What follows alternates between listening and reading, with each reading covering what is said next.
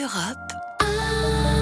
On va parler de podcast. Claire Hazan, vous scrutez pour nous les médias numériques, les réseaux sociaux, les sites internet. Et là aussi, comme dans la presse, on cherche à développer de nouveaux formats pour retrouver un peu de sérénité face au trop-plein d'informations. Et oui, et on dirait bien que le web a trouvé un antidote au déluge de vidéos, de notifications et de gifs de chatons qui nous submergent sur Facebook, Twitter, etc. Cet antidote, c'est le podcast, une création audio qui se télécharge ou qui s'écoute en streaming sur Internet. Au départ, pourtant, c'était mal parti parce que le podcast, pour le jeune accro aux vidéos YouTube, c'est plutôt ça, un média à la papa qui sert à réécouter des émissions de radio à la papa, en général sur un vieil iPod. Bref, un truc désuet qui ne s'écoute qu'avec les oreilles, ringardisé par l'univers archi-visuel du web. Oui, c'était mal parti pour le podcast, mais ça, c'était avant, juste avant ça. This is a Global Tel Link prepaid call from Adnan Syed. From This American Life and WBEZ Chicago, it's Serial, one story told week by week. I'm Sarah Koenig. Alors, s'il y a des fans ici, ils l'auront reconnu, ça c'est Serial, le podcast qui a tout changé aux États-Unis, lancé en 2014 par la radio NPR. Une fiction audio qui raconte sur 12 épisodes une enquête en temps réel sur un vrai fait divers, ici un meurtre dans un lycée. 5 millions de téléchargements par épisode pour que vous vous rendiez bien compte. En moyenne, c'est 2 fois plus que Mad Men et autant que Breaking Bad.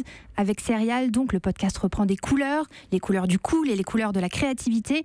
Depuis, tous les médias rêvent de devenir le prochain Netflix de l'audio, y compris ceux qui n'ont jamais ouvert un micro. Au New York Times, par exemple, depuis 1 an, 12 personnes sont entièrement dédiées à la création de podcasts pour Internet et ils comptent bien doubler cet effectif d'ici l'année prochaine. Alors tous les médias s'y mettent, mais du côté des fans, qu'est-ce qui explique un tel engouement ? Et bien avec le podcast, Philippe, les internautes découvrent un autre web qui est possible, loin de l'urgence des réseaux sociaux. Un web version zen, celui où l'on prend son temps, où l'on s'immerge dans une histoire, celui où tous les récits et tous les tons sont possibles, bien plus souvent que dans les formats classiques conçus d'abord pour la radio.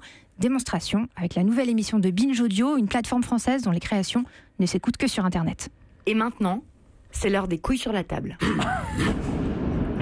Une partie essentielle du marbre. Voilà, on les met là. Je m'appelle Victoire Tuaillon, je suis une jeune femme blanche, hétérosexuelle et féministe, et je veux parler des hommes. Et oui, on peut faire tout ça dans un podcast, parler des hommes, des sujets de niche, des récits intimes et même de nos histoires embarrassantes. Elle est embarrassante parce que je sens que c'est une histoire dans laquelle j'ai vraiment beaucoup dépassé les bornes.